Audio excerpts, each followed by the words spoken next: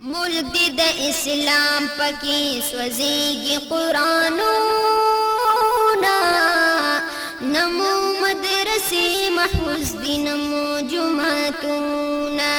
نمو مدرسې محفوظ دي نمو جمعتونه ملک دی د اسلام پکې سوځيږي قرآنونه نمو مدرسې محفوظ دي نمو جمعتونه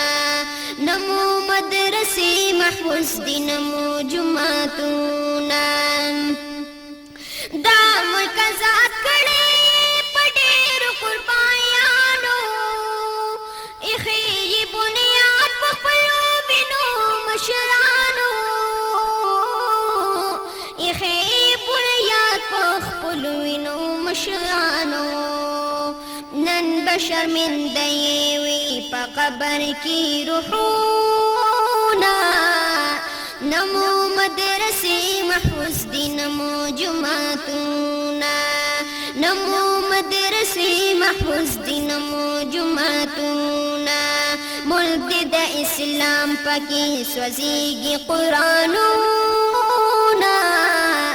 نمو مدرسې محفوظ دي نمو جمعتونه نمو مدرسې محفوظ دي نمو جمعتونه هر څوک چې هر څومره بې حیا وي څه اثر نه کړي یا کوي ظلمونه څوک ګزار به ورله ورنه کړي یا کوي ظلمونه څوک ګزار به ورله ورنه کړي خو څوک چې شریعت غواړي کوي پرې بمبارونه نمو مدرسې محفوظ دي نمو جمعتونه نمو مدرسې محفوظ دي نمو جمعتونه ملک دی د اسلام پکې سوځيږي قرآنونه نمو مدرسې محفوظ دي نمو جمعتونه نمو مدرسې محفوظ دي نمو جمعتونه غواړي شریعت چې د غازي شان شهیدان کړي یا د مولانا عبدالعزیز رنګ بندیوان کړي یا د مولانا عبدالعزیز رنګ بندیوان کړي هم د کور د ښځو نه یې ډک شي زندانونه نمو مدرسې محفوظ دي نمو جمعتونه نمو مدرسې محفوظ دي نمو جمعتونه ملک دی د اسلام پکې سوځيږي قرآنونه نمو مدرسې محفوظ دي نمو جمعتونه نمو مدرسې محفوظ دي نمو جمعتونه ټول د دهشتګر په نوم یادېږي طالبان د حق هم رجعت پسند بللی کېږي عالمان د حق هم رجعت پسند بللی کېږي عالمان د حق نه پرېږدي طالب نه یې استاذ نه کتابونه نمو مدرسې محفوظ دي نمو جمعتونه نمو مدرسې محفوظ دي نمو جمعتونه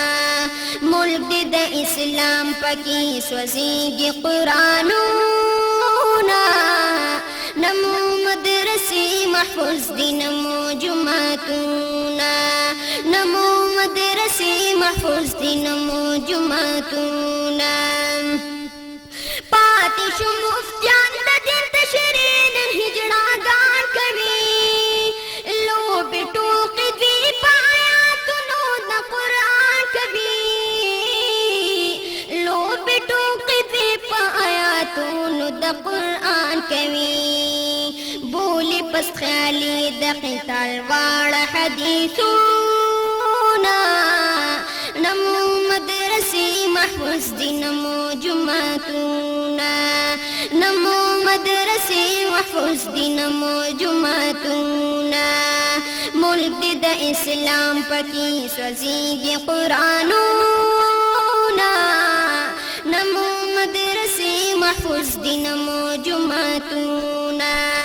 نمو مدرسې محفوظ دي نمو جمعتونه ربا یا خالد بني ولید رتا عطوا کبیا یا یا محمد ابن قاسم رکی پیدا کبیا یا یا محمد ابن قاسم رکی پیدا کبیا کړم محسن ساگر پا عاجزه درته سوالونه نمو مدرسې محفوظ دي نمو جمعتونه نمو مدرسې محفوظ دي نمو جمعتونه